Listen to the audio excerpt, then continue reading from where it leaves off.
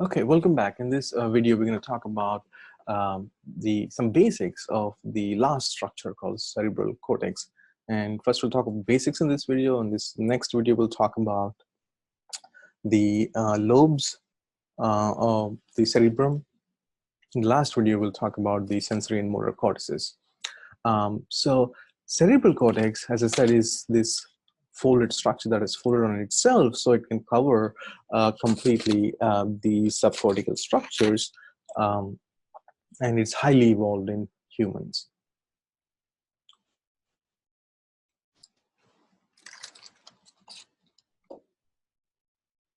And because of these foldings, right, you'll see several,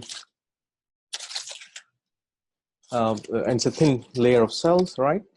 And the 80% of the brain's weight is because of this folded structure. So you can imagine how huge it is.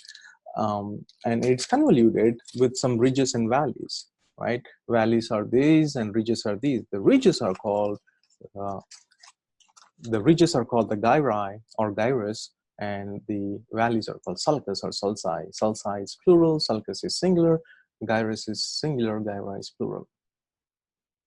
And it is this place, this thin layer of cells, that is responsible for sensory perception, voluntary motor action, emotions, whatever higher cognitive things you could think of are because of this thin layer of cells called cortex.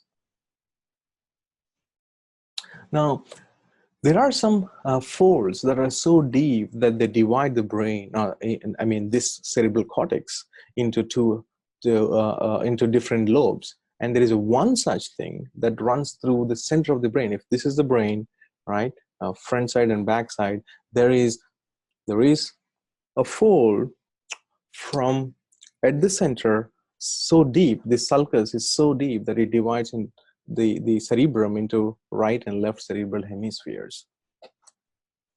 And that sulcus is called central sulcus. Each hemisphere again, further divided into 4 lobes because of these sulci. So, so how many lobes there are in total? Well, you're right, there are 8. 4 plus 1, 4 from this and 4 from the other cerebrum or cerebral hemisphere.